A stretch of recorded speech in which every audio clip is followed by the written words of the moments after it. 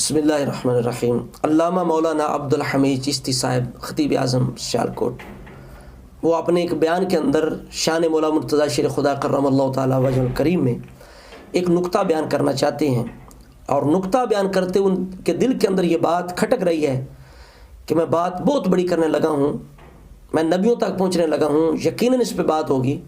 تو کہتے ہیں محققین سے میں کہتا ہوں مجھے بتائیں تاکہ میں سوچ و بچار کروں۔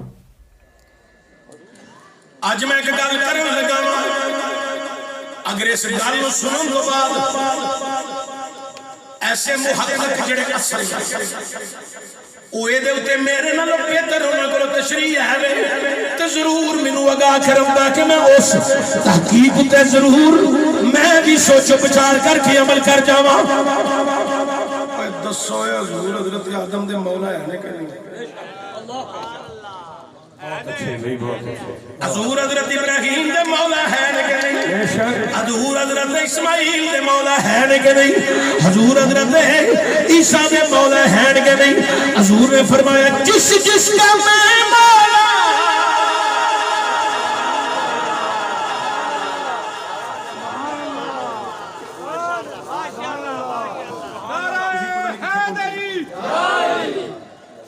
حضور نے فرمایا جدا جدا میں مولا منو صرف وہ محقق اے دی تفسیر وچ جا کے دسن تے صحیح ہن جدا جدا نبی مولا ہے اودا اودائی علی مولا ہے اور اللہ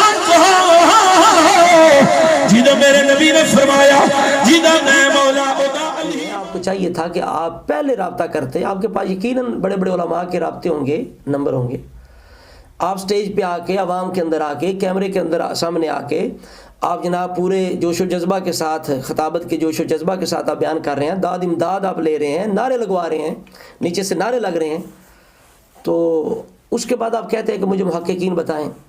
تو یہ آپ کا مطالبہ چونکہ کیمرے کے سامنے ہے تو ہمارا بھی فرض ہے ہم کیمرے پہ آ کے ہم آپ کو بتائیں کہ آپ کی بے احتیاطی کہاں تک پہنچی ہے۔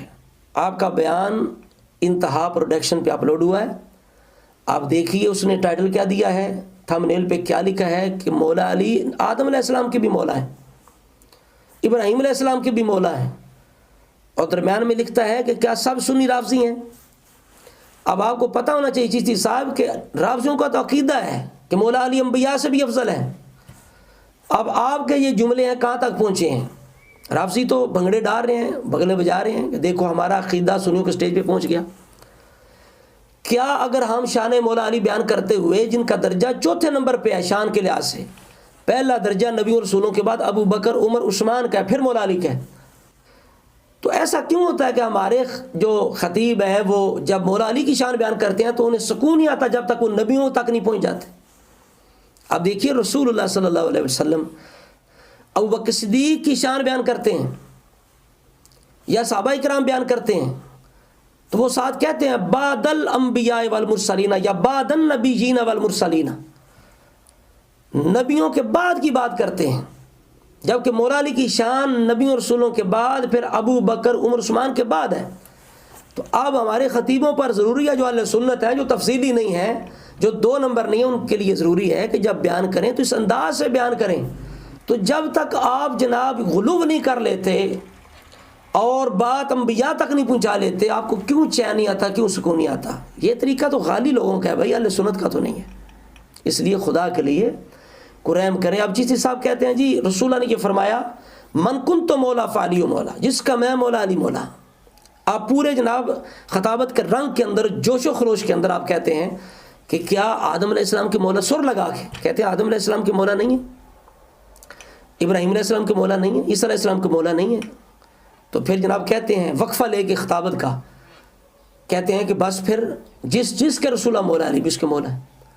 اب عوام بیچاری کو کیا پتا آپ کس معنی مولا کہہ رہے ہیں، لیکن رافضی مولا جو ہے اس کو خلیفہ بلا فصل کے لیے استعمال کرتے ہیں اور حضرت علی کو انبیاء سے افضل سمجھتے ہیں۔ اب آپ کا بیان جو ہے اس کی، اور رافضیوں کو اتنا فائدہ ہے کہ وہ لکھ چکے ہیں، ٹائٹل دے چکے ہیں کہ کیا سب سنی رافضی ہیں، مولا علی آدم کے بھی مولا ہیں، عیسیٰ کے بھی مولا ہیں۔ لہذا چشتی صاحب کی خدمت میں گزارش کروں گا کہ آپ سمجھدار آدمی ہیں، اب آپ نے کیمرے کے سامنے یہ بات کی ہے اور آپ کی بات کا نقصان ہوا اہل سنت کو، رافضیوں کو فائدہ ہوا ہے، اور آپ کی بات جو ہے یہ یقیناً آپ کا انداز یہ اہل سنت والا نہیں تھا. اس انداز میں شان مولا علی بیان کرنا یہ اہل سنت کا شعار نہیں ہے، یہ انداز نہیں ہے. اور یہ اتنی کوئی بڑی بات نہیں جو آپ نے بیان کر دی کہ پہلے کسی کے ذہن میں یہ نہیں آ سکتا تھا. لیکن بات یہ ہے کہ انبیاء ہیں، انبیاء کی طرف جانے کی ضرورت نہیں، آپ نیچے نیچے رہیں. آپ انبیاء کی طرف گئے ہیں. پھر لفظ مولا ہے جس کے متعدد معنی ہیں، رافضیوں کے نزدیک اپنا وہ معنی لیتے ہیں، انہوں نے لے لیا ہے. تو لہٰذا اب آپ کی جو ذمہ داری ہے آپ خوب سمجھتے ہیں وہ پوری کریں تاکہ جو بے چینی اہل سنت کے اندر وہ ختم ہو. اللہ تعالی ہم سب کو ہر طرح کی گمراہیوں سے، لغزشوں سے بچا کے ہمارے ایمانوں کی حفاظت فرمائے.